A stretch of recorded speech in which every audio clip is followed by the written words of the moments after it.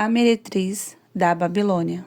O espírito que hoje ataca e tenta a igreja não passa da versão moderna de algo muito antigo. A Grande Babilônia é a expressão usada no livro de Apocalipse para nomear o espírito do cosmos. Um espírito sedutor que oferece uma vida distante de Deus e do seu governo. Ao longo deste livro, tentei expor algumas maneiras desse espírito atuar, a fim de afastar os cristãos da dependência de Deus. Entretanto, há uma segunda personalidade revelada na magnífica visão de João, a meretriz da Babilônia. Não se esqueça de que na mente de Deus, a idolatria e o adultério estão intimamente relacionados. Ele considera o seu povo como uma esposa. No Antigo Testamento, esse conceito se referia à nação de Israel. Atualmente, porém, ela se refere à noiva de Cristo, ou seja, à igreja cristã. A adúltera é infiel ao noivo. A meretriz da Babilônia, portanto, é a porção infiel da igreja, que foi atraída pelo inimigo. A prostituta é a igreja apóstata, assim como a noiva é a igreja fiel. Veja Apocalipse 12. Isso abarca toda a igreja apóstata, romana, grega e até protestante. À medida que ela foi seduzida, afeiçoou-se às ostentações e aos ídolos mundanos, deixando de lado o seu primeiro amor, Cristo,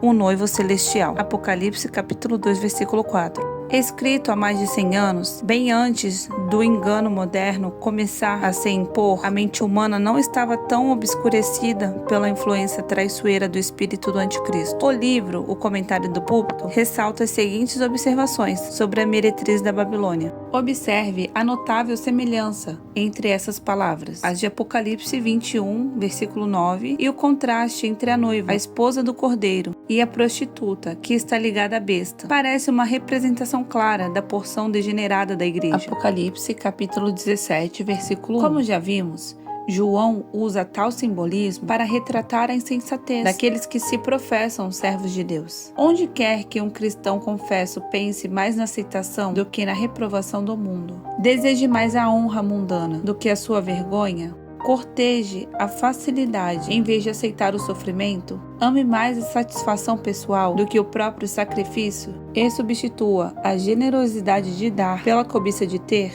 ali manifesta-se o espírito da Babilônia. A meretriz é a Babilônia, a porção mundana da igreja. Embora nominalmente cristã, na realidade é idêntica ao mundo, que é abertamente contrária ao Senhor. Embora tenha aparência cristã, a porção infiel da igreja de Cristo é a mãe, ou seja, a causa da infidelidade a Deus. Aquele que se declara cristão, mas é mundano, provoca mais desobediência e infidelidade ao Pai do que as pessoas que vivem em oposição evidente a Ele. O verso 2, portanto, declara que a porção infiel da igreja optou por dar o amor que é devido a Deus ao mundo e por se conectar com os poderes mundanos mais do que juntar tesouros no céu. A grande apostasia. No momento em que o fim chegar, uma parte importante da cristandade estará aliada ao espírito do anticristo. Em uma mesma passagem das Escrituras, Paulo adverte tanto sobre a natureza poderosa do engano que acompanhará o anticristo, quanto sobre o fato de que o nosso encontro com Jesus só acontecer depois que vier a apostasia. Veja 2 Tessalonicenses, capítulo 2, versículo 3. O apóstolo usou uma variante da mesma palavra grega quando diz: o Espírito expressamente diz que, nos últimos tempos, apostatarão alguns da fé. 1 Timóteo, capítulo 4, versículo 1. Jesus também mencionou a apostasia como uma das características da atmosfera espiritual que antecederá o seu retorno. Muitos serão escandalizados. Veja Mateus, capítulo 24, versículo 10. O que é apostasia? Segundo o dicionário bíblico de Strong, a apostasia grega significa deserção, rejeição, abandono da verdade. A enciclopédia bíblica padrão internacional aprofunda-se um pouco mais. É um posicionamento afastado, uma queda distante, uma retirada, uma deserção, um abandono da fé.